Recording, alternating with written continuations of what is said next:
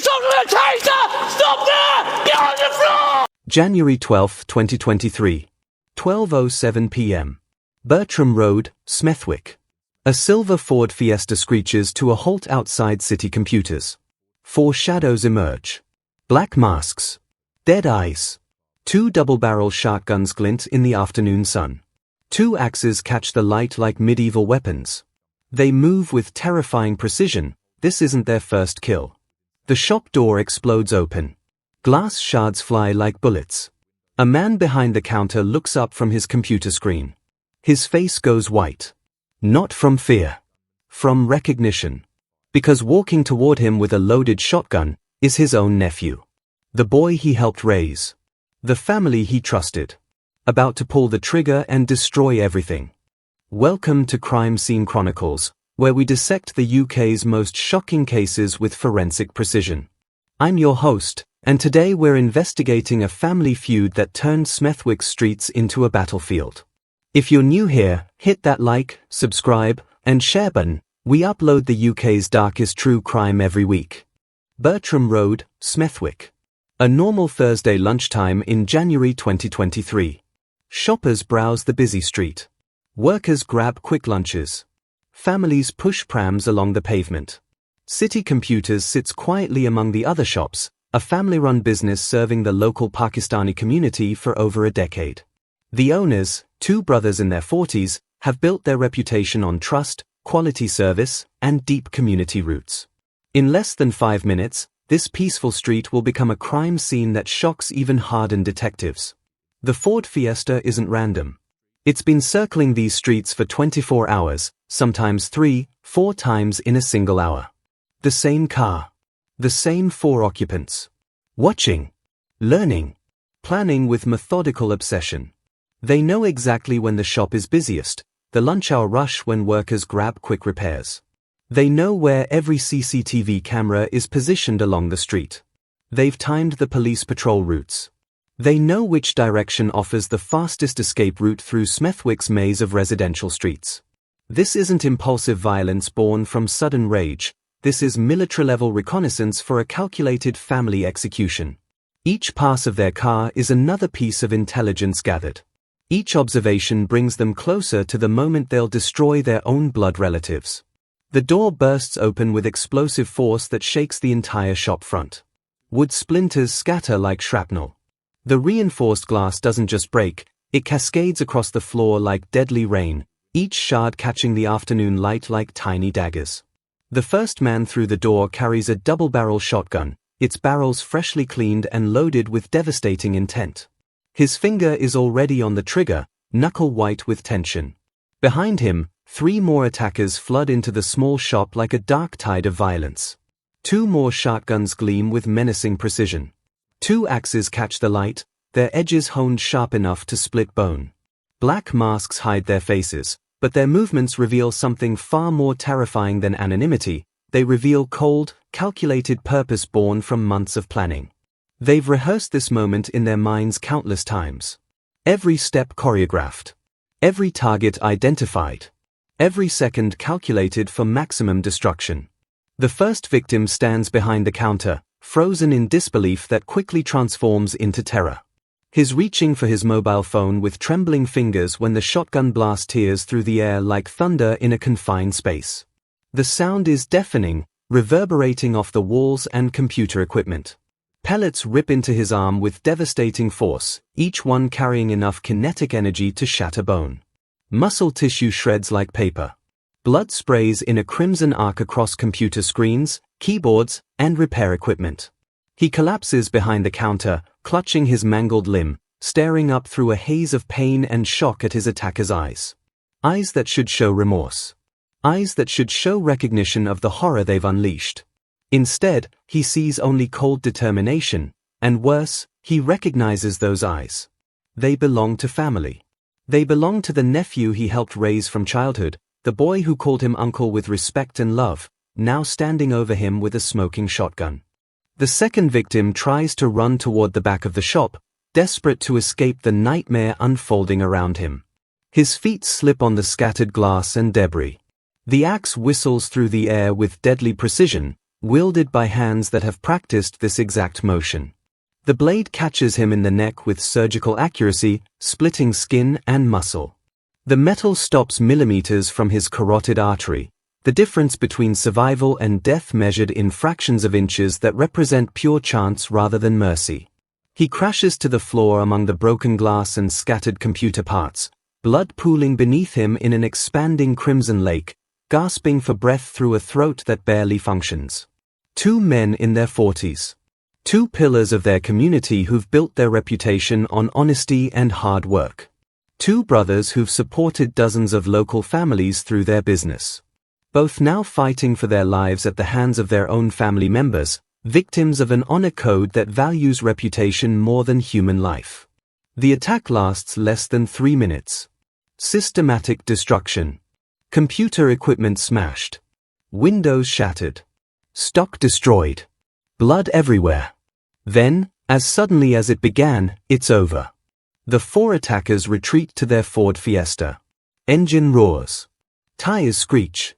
They vanish into Smethwick traffic, leaving behind devastation and 2 dying men. Detective Inspector Francis Knock arrives expecting another gang dispute. Smethwick has seen its share of territorial violence. Rival groups fighting over drug territory. Protection rackets gone wrong. Business disputes escalating to bloodshed. But as he surveys the carnage inside city computers, something feels different. This isn't random gang warfare. The precision, the planning, the personal nature of the violence. This is something far more sinister. The CCTV evidence tells a chilling story. 24 hours before the attack, cameras capture the same Ford Fiesta making multiple passes through Smethwick and neighboring Walsall. Not random driving, deliberate surveillance. The occupants are studying their target, learning traffic patterns, identifying escape routes, planning their attack with methodical precision. Mobile phone records reveal the conspiracy's depth. Constant messages between the 4 attackers in the days leading up to January 12, coordinated movements. Role assignments. Meeting locations. This isn't a crime of passion born from sudden anger. This is a calculated execution planned down to the minute, with each participant knowing exactly what they are supposed to do. But the investigation takes a shocking turn when detectives uncover the victims' identities and cross-reference them with intelligence gathered about the attackers. What they discover transforms this case from a brutal gang attack into something far more psychologically devastating. The man bleeding from shotgun wounds on the shop floor isn't just an innocent victim caught in gang crossfire. He's the uncle of one of the shooters.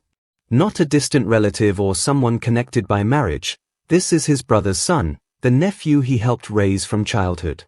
The nephew who used to spend weekends at his uncle's house. The boy who learned about business and family responsibility sitting in this very shop after school.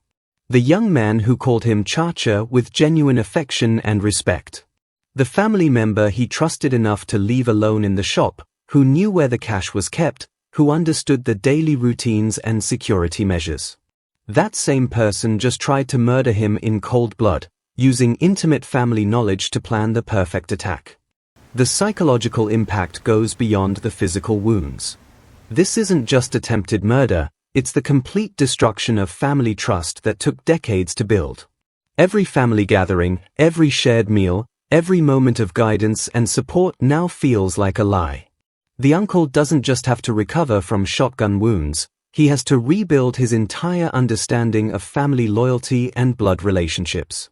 In Pakistani culture, family honor, known as Izzat, governs everything. It's the invisible code that determines social standing, marriage prospects, business relationships, and community respect.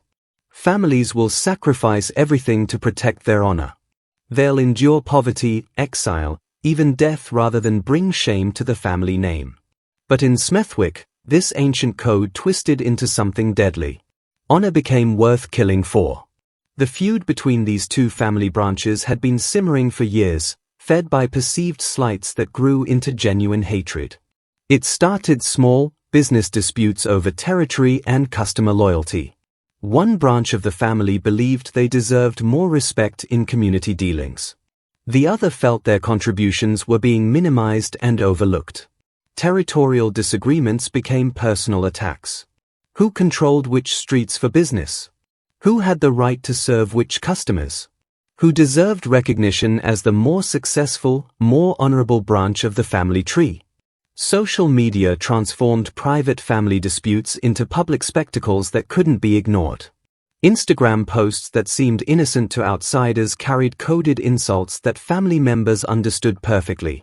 Facebook comments that appeared supportive actually contained subtle threats and challenges.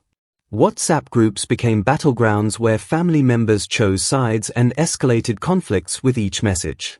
What happened behind closed doors now played out in public forums where backing down meant losing face in front of the entire community. Each escalation required a stronger retaliation to maintain family honor. A harsh word demanded a public insult in response. A business slight required customers to be stolen away. A social media post needed to be answered with something more cutting, more personal, more devastating. The cycle spiraled beyond control as each act of revenge demanded greater retribution. What started with words progressed to threats. Threats became property damage. Property damage escalated to physical confrontation. Until revenge meant attempted murder, and family honor required the complete destruction of blood relatives. Before we continue with how police track these killers across international borders, smash that like button if you're shocked by this family betrayal. And share this video. Your friends need to hear how family honor became family destruction. Within hours of the shooting, two of the attackers, brothers Jamal and Azim Hussein, vanish completely. Not just from Smethwick, not just from the West Midlands, but from the entire country.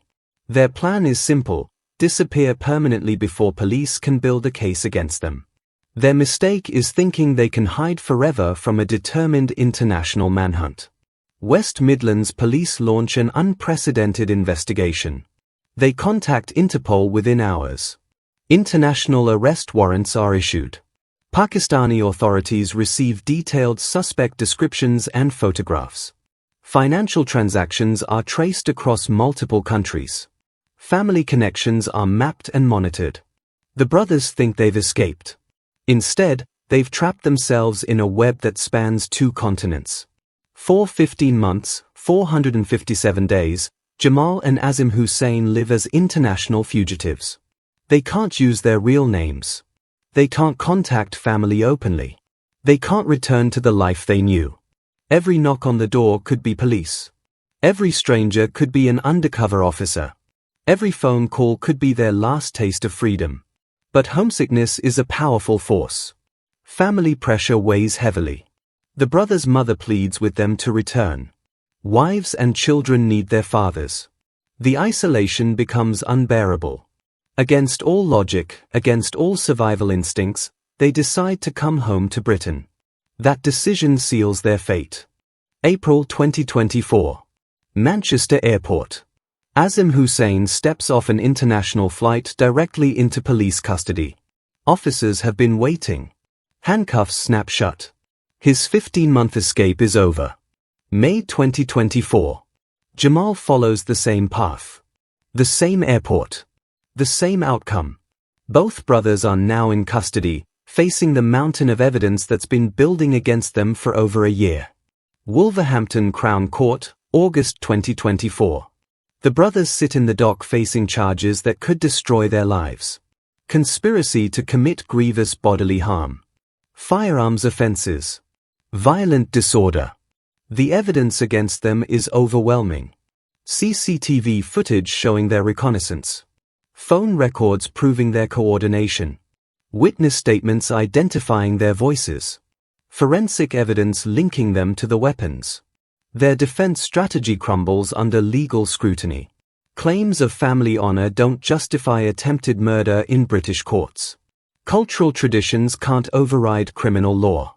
Ancient codes of revenge don't excuse modern violence. Faced with irrefutable evidence and life sentences, both men change their pleas to guilty. September 2024. Jamal Hussein learns his fate, 9 years and 2 months in prison. November 2024. Azim Hussein receives 8 years. Combined with their co-conspirators, this single-family feud costs 73 years of freedom. The judge's words echo through the silent courtroom. This planned attack could easily have resulted in murder. The involvement of family relationships makes this tragedy even more devastating. The impact on Smethwick's Pakistani community is immediate and profound. Bertram Road changes overnight. Shop owners install security cameras and panic buttons. Families look over their shoulders, wondering which dispute might explode next. Community leaders organize meetings about honor, violence, and finding peaceful solutions to family conflicts. This case exposes a hidden epidemic across Britain. Honor-based violence affects thousands of families annually. Ancient traditions clash with modern law. Cultural pressure explodes into criminal violence. Young men feel trapped between family expectations and legal consequences. The result is a growing crisis that law enforcement struggles to address. Every business owner on Bertram Road now knows they could be next. Caught between feuding families through no fault of their own. Innocent victims of other people's honor wars. The entire community lives in fear, wondering what family dispute might turn violent next. Trust erodes. Relationships fracture. The social fabric that held the community together begins to unravel. Today, city computers remains closed. The windows are boarded up. The interior still bears scars from the attack. 2 men carry permanent physical and psychological wounds from their family members' violence. 6 men serve decades in prison for a dispute that could have been resolved peacefully. Multiple families are destroyed. Children grow up without fathers. Wives struggle as single mothers. The true cost of family honor is immeasurable. The Smethwick shooting forces Britain to confront uncomfortable truths about cultural integration and criminal violence. When ancient honor codes transplant to modern streets, communities must choose between tradition and law. When family disputes escalate to attempted murder, society must decide how to prevent the next tragedy. This investigation reveals how quickly family honor can become family horror. How cultural traditions can twist into criminal conspiracies. How the people you trust most can become the ones who hurt you worst. 6 men's lives are destroyed. A community is traumatized. But perhaps most tragically, 2 families who should have been celebrating together instead spent their savings on legal fees and prison visits. The uncle who was shot by his nephew still struggles with the betrayal. It's not just the physical wounds that won't heal, it's the psychological devastation of knowing that family honor meant more to his nephew than family love. That ancient codes of revenge mattered more than blood relationships. That in the end, Izzat was worth more than Izzat, honor was worth more than life. This has been Crime Scene Chronicles, investigating the cases that shock Britain. If this family betrayal story stunned you, you need to see our investigation into the honor killing that divided Manchester. Subscribe now for weekly deep dives into the UK's darkest crimes. Hit that notification bell, you won't want to miss what we uncover next. The Smethwick shooting is a warning about what happens when honor becomes horror. Until next time, stay safe out there.